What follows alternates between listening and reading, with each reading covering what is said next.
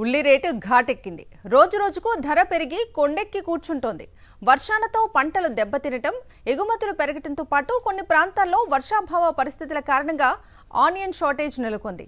దీంతో బహిరంగ మార్కెట్లో ప్రస్తుతం కిలో 60కి చేరింది ఉల్లి రేటు. నిజానికి ప్రతి ఏడాది సెప్టెంబర్లో ఉల్లి రేటు పెరుగుతూ ఉంటుంది. వర్షాల కారణంగా పంటలు దెబ్బతినటంతో దిగుబడి తగ్గి డిమాండ్ పెరుగుతుంది. కానీ ఈసారి ఉల్లి ఘాటు నెల రోజుల ముందుగానే మొదలైంది. ఏపీలో అత్యధికంగా ఉల్లి పండించే కర్నూలు జిల్లాలో దిగుబడి తగ్గింది. క్వింటాలకు మార్కెట్లో 2,500 నుంచి 3,500 వరకు పలుకుతోంది. కర్నూలు జిల్లాలో ఖరీఫ్, రబీ సీజన్లలో ఏటా 87,500 ఎకరాల్లో ఇక్కడి రైతులు ఉల్లి సాగును చేస్తుండగా 5.25 లక్షల టన్నుల ఉల్లి ఉత్పత్తి అవుతోంది. ఈ ఏడాది వర్షాభావ పరిస్థితులతో కేవలం 20,382 ఎకరాల్లోనే ఉల్లి సాగు చేస్తున్నారు. దీంతో రాబోయే రోజుల్లో దిగుబడి మరింత తగ్గే అవకాశం ఉంది. దీంతో ఉల్లి రేటు మరింత పెరగటం ఖాయమని అంచనా వేస్తున్నారు.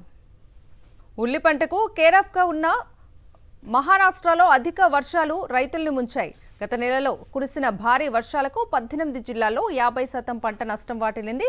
ఇది రాబోయే రోజుల్లో ఉల్లి ధరలపై భారీగా ప్రభావం చూపించే అవకాశం ఉంది. ఏడాది మే నెలలో క్వింటాల్ ఉల్లి ధర కనిష్టంగా 316 రూపాయలకు పడిపోయింది. గరిష్టంగా 1,617 రూపాయలు పలికింది. ప్రస్తుతం ఆ ధర 3,700కు పెరిగింది. మార్కెట్లో నిల్వలు తగ్గిపోతుండటంతో సెప్టెంబర్లో ఉల్లి ధర క్వింటాల్కు 4,500 నుంచి 5,000 వరకు చేరే అవకాశం ఉందని వ్యాపారులు చెబుతున్నారు. కర్నూలు జిల్లాలో వర్షాభావ పరిస్థితులు లేక ఉల్లి సాగు భారీగా తగ్గిపోయింది. మహారాష్ట్ర, కర్ణాటకలో అధిక వర్షాలకు ఉల్లి పంట దెబ్బతినటం, ఇతర దేశాలకు ఎగుమతులు పెరగడంతో ఉల్లి ధరలు ఏడాది గణనీయంగా పెరిగాయి. ఇప్పటికే రీటైల్ మార్కెట్లో కిలో ఉల్లి రేటు 60 దాటడంతో ఉల్లి కొనాలంటే వినియోగదారులు బెంబేలెత్తిపోతున్నారు.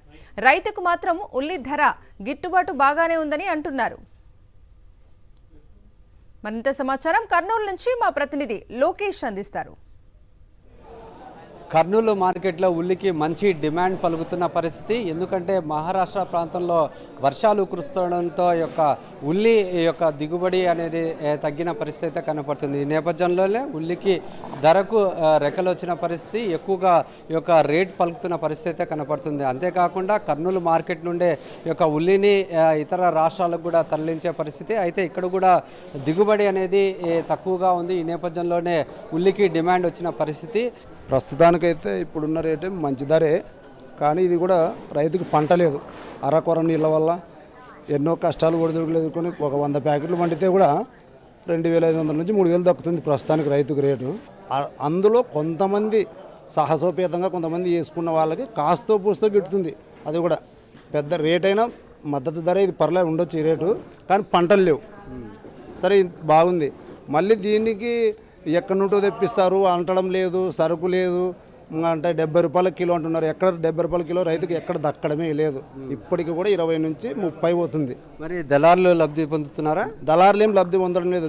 ఖచ్చితంగా అక్కడ గమనించాల్సిన విషయం ఏముందంటే రవాణా ఖర్చులు పెరుగుతున్నాయి. ఎక్కడి సరుకు ఎక్స్పోర్ట్ అవ్వాలంటే వాళ్ళ ఇంటికి చేరే లోపల ఖర్చులు పెరుగుతున్నాయి. ఇక్కడ నుంచి అక్కడికి, అక్కడి నుంచి అక్కడికి వాటి ఖర్చే 20 నుంచి 30 రూపాయలు నడుస్తుంది. మరి మీకు ఎంత పొలం ఉంది, ఎంత పెట్టుబడి పెట్టారు? పొలం 2 ఎకరాలు ఉల్లిపాయ వేసింటి. 2 ఎకరాలు కనీసం అంటే నాకు 200 క్వింటాలు పండాల. అది 100 క్వింటాలు అయింది. 2 ఎకరాలు వచ్చేసి 100 క్వింటాలు పండింది. అంటే 200 క్వింటాలు పండాల.